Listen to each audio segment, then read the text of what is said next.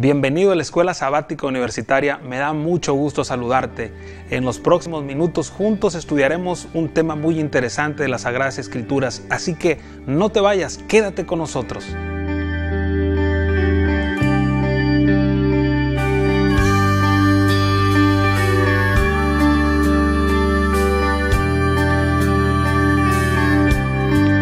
Muchas gracias por permanecer con nosotros. Estamos en la Escuela Sabática Universitaria a punto de iniciar nuestro acostumbrado repaso, pero antes de hacerlo quiero presentarles a quienes están con nosotros aquí en el estudio. Voy a empezar de mi lado derecho, izquierdo de ustedes. Yo soy Daniel Girón, estudiante de Químico Clínico Biólogo en la Universidad de Montemorelos y soy del estado de Chiapas. Muchas gracias, Daniel, bienvenido. De mi lado izquierdo. Bien, mi nombre es Cianya Gómez, estudio Artes Visuales y vengo de Tabasco. Bienvenida, Cianya. Y yo soy Isaí Ramírez, estudio Medicina también aquí en la Universidad de Montemorelos y soy de la Ciudad de México. Bienvenidos, un gusto tenerlos aquí en este estudio. ¿Qué les parece si antes de iniciar con el repaso oramos? Y voy a pedirle a Cianya si nos ayudas por favor en oración. Claro que sí.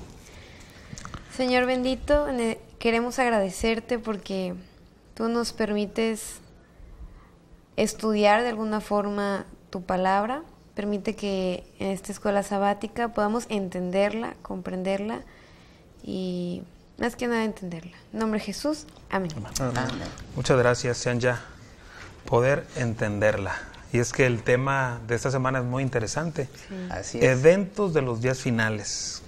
Capítulo 23, capítulo 24 del Evangelio de Mateo y el Evangelio de San Juan en el capítulo 12, versículo 14.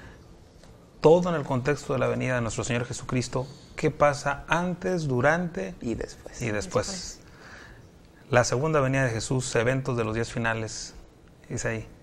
Bueno, personalmente yo pienso que es uno de los temas más importantes para nosotros, ya que es nuestra meta, es lo que nosotros esperamos. Con la segunda venida de Cristo viene la culminación de todo cuanto anhelamos, de todas nuestras esperanzas y sobre todo de la salvación. Y la culminación, la redención de la humanidad y el fin del gran conflicto. Así es. Bueno, y yo creo que el creer en el advenimiento es lo que nos define, nos caracteriza, porque es como que el toque, es lo que le da sentido a la vida técnicamente, o sea... Esperar la venida de Jesús. Exacto, es lo que le da sentido, porque ¿para qué vivir? ¿Para qué ser bueno? ¿Para qué prepararte? Sí, para disfrutar la vida y después morir. Es verdad, pero lo grandioso, lo que le da ese toque, ahora sí que es la cereza en el pastel, es la venida, es la segunda venida de Jesús. Nos preparamos durante toda la vida para ese encuentro que tendremos cuando nuestro Señor Jesucristo venga en gloria y majestad. Sí. Pues sí, o sea, es la manera que nosotros podemos entender esto. Tenemos la esperanza, tenemos la certeza de que un día Jesús viene por nosotros, nos da una recompensa, pero nosotros a su vez tenemos que estar preparados para poder estar con Él. Okay. Hay varios eventos que suceden antes y durante y después. ¿Cuál es el ambiente en los cuales nuestro Señor Jesucristo presentó las señales? En el capítulo 24, algo sucedió antes y lo narra el capítulo 23, Isaí. Sí, para mí es una cosa muy impactante. Jesús acababa de hacer su entrada triunfal a Jerusalén, una entrada que tiene mucho significado, ya que como un hombre común y corriente iba a recibir un honor que solo reyes se merecían. Eso no cabía dentro de las mentes de los dirigentes religiosos de su época. Y Jesús era el cumplimiento de la profecía. Exactamente. Y estaba profetizado que iba a ser recibido de esa manera. Así es. Tanto el profeta Zacarías como Isaías habían predicho precisamente ese evento. Y entonces, después de que entra, purifica el templo. Y no solo lo purificó de una manera impresionante, o sea, con solo una orden lo purificó, mandó afuera todo lo que no debía estar adentro, sino que además hizo curaciones milagrosas dentro del templo. Y en todo ese ambiente, Jesús inicia una reprensión contra los dirigentes religiosos de su época. Y parecía después que el de ambiente religioso, los líderes religiosos no estaban esperando al Mesías. Definitivamente no. ¿Qué cosas sucedieron, Isaí? que nos narra el capítulo 23. En el capítulo 23 encontramos una famosa lista. De hecho, las Biblias tienen subtítulos, y el subtítulo dice que Jesús acusa a los escribas y a los fariseos. A quienes les tuvo mucha paciencia durante todo su ministerio. Así es. Y pues dentro de todos estos puntos, algo que destaca es que a él le molestaba, no le molestaba el hecho de que fuesen religiosos, no le molestaba el hecho de que ellos fuesen líderes. No, le molestaba el hecho de que lo hacían mal en su nombre, en el nombre de Dios. Sí, hipócritamente, de hecho. De hecho, hay una lista de 15 detalles, 15 señalamientos que aparecen en el capítulo 23, y el primero de ellos es: no practicaban lo que enseñaban. Así es. Bueno, hay algo en todo esto. A mí lo que me encantó es que él viene, y yo creo que fue uno de los puntos por la cual tuvo muchos problemas, porque él viene y literal, o sea, nos ofrece luz y nos dice: hey, espérense, pero es que todas estas señales que fueron dadas, incluso estas profecías de mi llegada, no son solo para ustedes. ¿Qué les pasa? O sea, todos los pueblos son mi pueblo.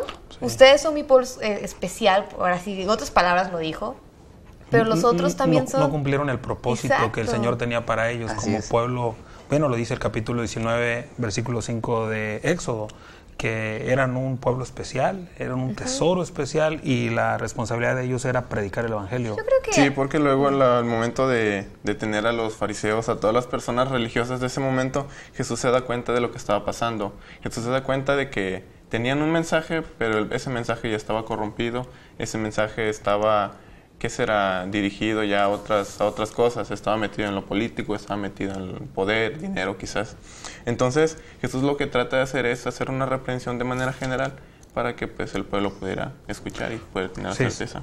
Y pues la Biblia dice que Jesús, con lágrimas en sus ojos, lágrimas, yo quiero creer, de desesperación, al ver cómo el plan que Dios tenía para la humanidad estaba siendo despedazado literalmente, su hermoso plan había sido desfigurado, y entonces con esas lágrimas de impotencia les dijo todo lo que tenía que decirles a los escribas y fariseos. Sí, por ejemplo, no practicaban lo que ellos enseñaban, aplastaban a la gente con demandas religiosas imposibles, cargas que la gente no podía llevar, ni ellos podían cumplir. Todo lo que hacen es para hacerse ver, notarse, tener un rol protagónico. Y la labor de todo líder, incluso quienes tenemos responsabilidades en la iglesia, en cualquier área de la vida también, es demostrarles a los demás que la honra y la gloria es para Dios. Amaban los asientos de honor en las sinagogas, les gustaba recibir saludos respetuosos, cierran la puerta al reino de los cielos a la gente. Otra cosa que hacían, y no tenían vergüenza, robaban las propiedades a la gente desvalida. Y menciona la parte donde dice que trataban de mostrarse piadosos al hacer oraciones largas, al hacer largas plegarias, al mostrarse muy religiosos, al hablar mucho con Dios según ellos. Sí. Hay una lista de ayes. Sí. En Mateo 23 es básicamente, Jesús dice: ay de los escribas y fariseos, y sigue con la reprensión. Ay de los escribas y fariseos, y sigue con la reprensión. Sí, por ejemplo, menciona algo que, el versículo 13, algo que ya dije, porque cerráis el reino de los cielos delante de los hombres. Cuelan el mosquito, pero tragáis el camello. Los fariseos eran famosos porque incluso en su época ellos colaban el agua que bebían con tal de no tragarse nada. Pero aún así Jesús les advierte que no importa si cuelan el agua, si en lo más pequeño intentan ser fieles, pero en lo más grande, cuando se les encarga, no pueden. Otro de esos señalamientos es: por dentro están sucios, llenos de avaricia. Por fuera parecen gente justa, pero interiormente sus corazones están llenos de hipocresía e iniquidad. O testifican contra sí mismos de que son descendientes de aquellos que mataron a los profetas, y serán tenidos por responsables del asesinato de todas las personas piadosas. No, y estas advertencias pues están en la Biblia y son importantes. Yo creo que ellos ya tenían conocimiento que todo lo que hacían, incluso sabían que lo que predicaban estaba mal, porque ellos incluso le pusieron su granito de arena a la palabra. Ellos trataron de que las personas llevaran el cristianismo a su modo, a lo que a ellos les convenía y a lo que era mejor. O sea, ellos trataron de hacer esto, de mantener a un pueblo sumiso. Un pueblo, de cierta forma, ignorante, pero no de la palabra, porque conocían la palabra mejor que nosotros. ¿Qué creen ustedes que sucedió para que ellos actuaran de esa manera? Pues desconfiar de Dios. ¿Desconfiaron de Dios? Siento que fue más hacer la religión una costumbre. Exacto. Okay. Era más una cultura que... Una cultura, al estar influidos por la ley de Moisés, de todo el Antiguo Testamento, se dejaron llevar por los ritos religiosos, por los ritos que hacían y pues... Y estamos hablando de los líderes religiosos. Ahora, ¿qué podemos hacer nosotros en el plano personal, como líderes también en algún área de la iglesia, para evitar caer en lo que aparece el capítulo 23? Es que es lo mismo, o sea, no... Ellos tenían la luz, ellos tenían la palabra, o sea, no les pasa lo mismo que pasaron las personas antes del Renacimiento, donde ellos no conocían la palabra. Nosotros tenemos la palabra de Dios. Exacto. Tenemos acceso a la palabra de Dios. Y eso, si nosotros leemos la palabra, o sea, si la leemos... Nos ilustra. Entonces nos guía, nos ilustra, ¿sí? Sí, pero como decía Seanya, creo que tenemos el mismo problema que ellos, porque a pesar de que tenía la luz, y como dice el Evangelio de Juan, a pesar de que la luz vino hacia ellos, ellos amaron más las tinieblas que la luz, y nosotros podemos caer exactamente en el mismo problema. ¿Puede ser que tengamos acceso a la palabra de Dios y actuemos como ellos? Porque en la era de la información que es esta, hay menos información que nunca, ya que, por ejemplo, los Estados Unidos es un país analfabeto hablando bíblicamente. México es aún más analfabeto hablando bíblicamente, a pesar de que tú puedes ir a casi cualquier librería y comprar una Biblia. Ahora, ustedes como jóvenes creyentes, ¿qué recomiendan para que jóvenes de su edad, adultos, jovencitos, niños que ven el programa, puedan evitar caer en las prácticas de lo que los líderes religiosos hacían en el tiempo de Jesús, lo que aparece en el capítulo 23? Y yo creo que es una lucha constante, porque técnicamente nosotros recibimos información de todos los medios, o sea, de diferentes formas, en diferentes tiempos, y viene siendo la misma. Tenemos la misma información en el celular, la misma información en las computadoras, si tenemos otros dispositivos también, es la misma información, pero nos llega de diferente forma. Pero es ahí donde entra la capacidad que nosotros tenemos de comprender y de aprender. Información nos llega. Y la Biblia es un medio de información. ¿Podemos decir entonces que esto es selectivo o a todos nos llega y el Espíritu Santo? ¿Será que algunos somos más sensibles a la voz del Espíritu Santo? Yo creo que depende más de nosotros mismos. Exacto. La Biblia dice que el único pecado que Dios no perdona a los hombres es precisamente no querer ser perdonado. Cuando nosotros decidimos no escuchar la voz del Espíritu Santo, ahí empieza la influencia del Espíritu Santo a alejarse de nosotros. Yo creo que es... Siento que esa parte donde el Espíritu Santo nos habla es muy decisión de nosotros. Porque nosotros decidimos si abrimos nuestro corazón o lo cerramos. Depende de nosotros si escuchamos la voz de Dios o la rechazamos. Porque nosotros tenemos la decisión, tenemos... Casi la información. Tenemos la información, pero está en nosotros, ¿no? Está en nosotros decidir qué camino tomar. Bueno, vamos a ir un corte. ¿Y qué les parece si al regresar comentamos qué podemos hacer nosotros para que cuando nos llegue la información estemos abiertos no a recibir nuestros corazones, como la dicen. palabra de Dios y estar dispuestos a hacer la voluntad de Dios? No te vayas, estamos en la Escuela Sabática Universitaria.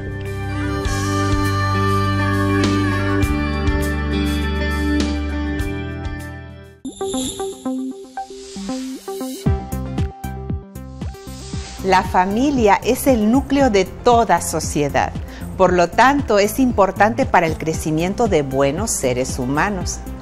Si tú estás de acuerdo conmigo, te invito a que me acompañes a estar más en familia. Un programa que te mostrará ejemplos prácticos, positivos de la vida familiar.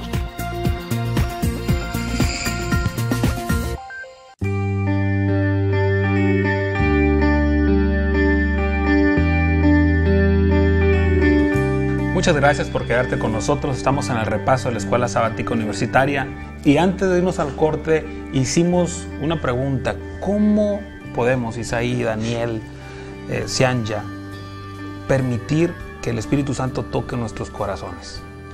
volviéndonos mansos, nuestro corazón, volviéndonos humildes. Y es difícil y sería un poco contradictorio porque acabamos de decir que tenemos la información y aún así a veces nosotros somos como en los tiempos de Jesús.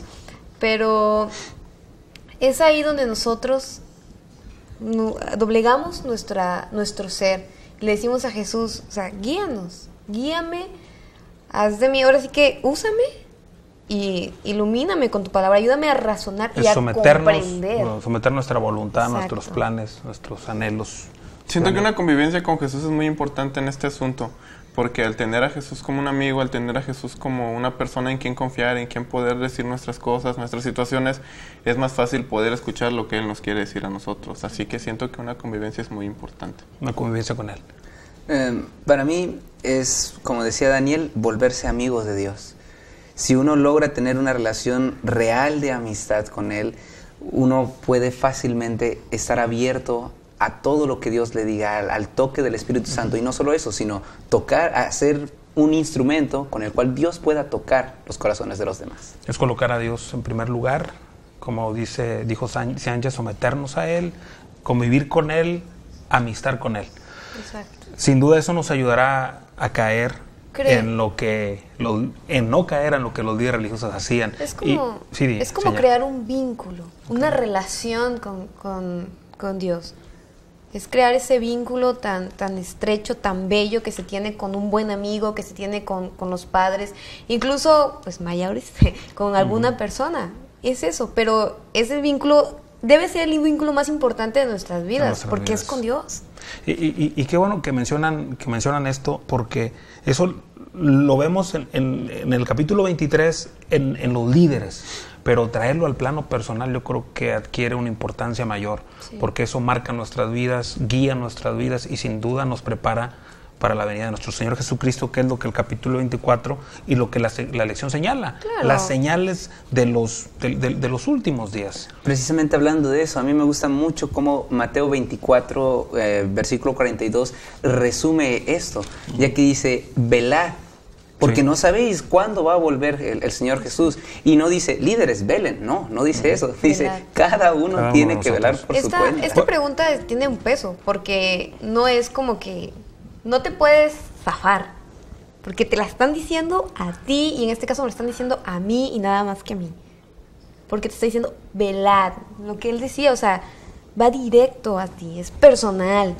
Y es muy interesante que esta frase al final del capítulo 24 es una conclusión. Como la conclusión de todo. De una pregunta que los discípulos hicieron al inicio del capítulo. Menciona el versículo 3, dinos cuándo serán estas cosas y qué señal habrá de tu venida y del fin del siglo. Y entonces nuestro Señor Jesucristo empieza a explicar el del versículo 4 en adelante, Daniel, Isaí. Empieza a mencionar una serie de señales que van desde guerras, pestes, hambres, terremotos, persecución, maldades, muchas religiones. Entonces nos encontramos... Antes de eso aparece una frase interesante. Respondiendo Jesús le dijo, mirad que nadie os engañe. Parece mentira, ¿no? Los discípulos le dicen, ¿cómo podemos saber que vas a venir? ¿Qué señal nos das? Que nadie os engañe, responde Jesús, como queriéndonos invitar a estudiar precisamente, porque Jesús no respondió a la pregunta directamente. Jesús primero lo que hizo fue decirles, esperen, antes de todo lo que les voy a decir, estudien, mirad que nadie os engañe. Hay una pregunta en la lección que no quiero pasar por alto, quiero leerla. Dice, ¿por qué es tan importante que además de escuchar las maravillosas promesas de la palabra de Dios, también escuchemos sus advertencias? Y es precisamente lo que Jesús hizo, o sea, cuando advirtió. Entonces, yo siento que no podemos pasar por alto esto. ¿Por qué Él se tomó la molestia de advertirnos? Ciertamente, Mateo 24, ya que Mateo, como hemos estado estudiando durante todo este trimestre, es un escritor judío, para judíos, sabía sobre cómo hacían más o menos las poesías, y entonces los judíos hacen un paralelismo, y entonces Jesús estaba metiendo una doble advertencia, tanto para Jerusalén, que iba a ser destruida en el 70 después de Cristo, y tanto para nosotros, como el mundo iba a ser destruido. Entonces ahí mete ese tipo de advertencia tanto para los de su tiempo como para nosotros. Sí. Siento que hay una parte que a mí me gusta, que dice Mateo 24:46. Dice, dichoso aquel siervo a quien cuando su Señor vuelva lo encuentre haciendo así. Siento que es una parte de que el Señor nos está dando un consejo, de que nos estemos preparando, de que estemos conscientes de lo que estamos en los últimos tiempos, antes de hablar a los discípulos que estaban pues hablando que hace casi 2000 años. Entonces nosotros como personas de este tiempo, Jesús hace una invitación muy adelantada de lo que puede pasar y de que nosotros estamos prestos a lo que está pasando y de estar cumpliendo su voluntad en estos momentos. Muchas gracias. Sí. Es que, bueno, esto es grandioso porque aunque no lo merecemos, todavía se toma la molestia de darnos consejos. Okay. ¿Qué advertencias, qué señales aparecen ahí? ¿Cuáles se han cumplido? ¿Cuáles están por cumplirse? Una muy típica que siempre sale en el estudio de las señales acerca de la segunda venida de Jesús es la que está en el versículo 29 de Mateo 24. Dice que después de una tribulación, en aquellos días el sol se oscurecerá y la luna no dará su resplandor y las estrellas caerán del cielo y las potencias del cielo serán conmovidas, y todo esto se cumplió incluso antes del año 1844. Entonces, esas se cumplieron. Así es. ¿Cuáles Hay más unas que debemos se están estar cumpliendo pendientes que se justo están ahora. cumpliendo en este tiempo? Pues la predicación en todo el mundo, el engaño cuando van a venir falsos profetas. ¿Qué podemos hablar al respecto de los falsos profetas, de los falsos cristos? Yo, bueno, cuando yo era chica yo me imaginaba que literal, o sea, iban a venir personas a nuestra iglesia y iban a decir, es que tuve señal de Dios y todo. Y sí suceden esos casos, pero yo creo que esto Sí, es más inteligente y más profundo de lo Sí, que yo me imaginaba. Porque no podemos negar que hay gente que de pronto se levanta diciendo, yo tengo una nueva verdad. Incluso personas que de pronto dicen, tal fecha viene el Señor Jesús, y llega la fecha y no pasa nada. Porque versículo 36, capítulo 24, eso es algo muy claro, muy sencillo de entender. Dice, pero del día y la hora nadie sabe. Ni los mismos ángeles. Ni aún los ángeles de los cielos, sino solo mi Padre. Yo creo que esto es algo simple y sencillo que nos puede ayudar a distinguir la verdad del error, de algún movimiento religioso, tan solo sabiendo que del día de la venida de nuestro Señor Jesucristo, la misma Escritura dice que del día y la hora nadie sabe. Entonces fácilmente nosotros podemos descartar que ese grupo no está siguiendo lo que la palabra dice. Y es como que nosotros podemos darnos cuenta hoy en día. Nosotros desde cuándo tenemos el mensaje por salud, pero ahorita en la sociedad esto es como que una bomba, o sea, todo mundo quiere vivir sano. Sí, nosotros como adventistas del séptimo día, exacto, siguiendo el consejo bíblico, tenemos un mensaje, nosotros le llamamos un mensaje pro salud, que no es más que recomendaciones de lo que la palabra de Dios dice acerca del estilo de vida, de la forma de alimentarnos, porque eso es algo asombroso, como la misma Escritura señala a las personas qué alimentos debes evitar, qué alimentos debes de consumir. Y sin duda los más beneficiados somos nosotros. Y cuando lo practicamos y lo compartimos, la bendición es doble. Sí, eso es un ejemplo, porque muchas personas hacen esto, pero no se dan cuenta que la razón por la que lo hacen no es la ideal, no es la razón por la que Dios nos dejó en la Biblia. Entonces, esto también lo podemos tomar como un ejemplo de las últimas señales, es decir, que están siendo engañados, porque sí están teniendo una buena alimentación, pero son por otro tipo de corrientes, tú mencionabas de que hay gentes no religiosas o no cristianas, más bien practican alguna otra religión, incluso mística del medio del Oriente, que señala que deben de alimentarse bien y que sí, que es algo bueno. A veces nos afecta como cristianos, porque nosotros vemos, todo el mundo se está cuidando, es lo de hoy, es lo que está en onda, pues vamos a cuidarnos. Pero se nos olvida que eso ya existía, que Dios nos dejó precisamente desde el Génesis. Desde un principio en la Biblia se menciona eso. O sea, y es una prueba de los últimos tiempos. O sea, es cuestión de que nosotros entendamos esto. Ok, ¿qué otra señal encontramos? ¿Qué otra advertencia encontramos? Hay una muy común aquí que menciona que son guerras. Y nos hemos encontrado en que este último siglo, la última parte del milenio, nos encontramos con varias guerras importantes en este mundo. Incluso ahorita hay mucho conflicto en esta tierra. Entonces nos encontramos en la parte en la que Jesús menciona donde va a haber guerras, y pues no son guerras pequeñas, son guerras que abarcan mayor parte del mundo. Sí. Según el mismísimo Papa Francisco, estamos ante las puertas de una tercera guerra mundial. En la opinión de ese hombre, el conflicto con Siria va a ir desencadenándose en algo más grande. Entonces es innegable que las señales están a punto de cumplirse. Sí, el texto bíblico en el versículo 7 dice: se levantarán nación contra nación y reino contra reino, y habrá pestes, hambres, terremotos en diferentes lugares, pero todo esto es solo principio de dolores. En otras palabras, esto se va a poner peor. Está sucediendo porque es parte de lo previo de la venida de nuestro Señor Jesucristo. ¿Qué más encontramos? Porque este capítulo 24 está el lleno. Gran trueno. El versículo 15, por ejemplo, la advertencia en los tiempos de Jesús para que la gente abandonara.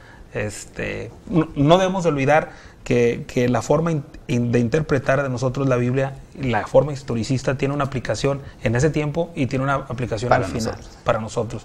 Mencionamos el versículo 15: por tanto, cuando veáis en el lugar santo la abominación desoladora de la que habló el profeta Daniel, dice: el que le entienda, entonces los que estén en Judea huyan a los montes, el que esté en la azotea no descienda para tomar algo de su casa, y el que esté en el campo no vuelva atrás para tomar su capa.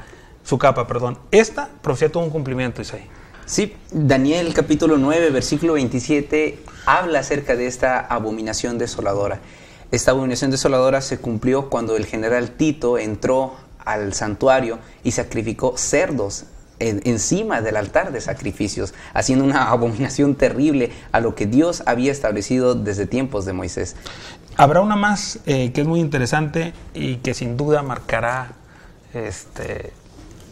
la venida de nuestro Señor Jesucristo de una manera especial, y será predicado este evangelio del reino en todo el mundo para testimonio a todas las naciones, y entonces vendrá el fin. Siento que esa parte es muy importante, porque ahora en estas épocas de la información, la tecnología hace mucho por eso. Sí. Tenemos medios de comunicación masivos, radio, televisión, internet.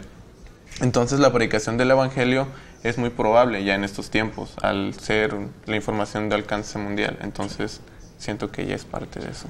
Bueno, queridos, hemos llegado al final de esta lección, sin duda emocionante, que nos motiva, nos recuerda que la venida de nuestro Señor Jesucristo está cerca. Nos vemos la próxima semana. No olvide estudiar la palabra de Dios, porque nos ayudará a tener una guía y a esperar velando la venida de nuestro Salvador Jesucristo. Que el Señor les bendiga.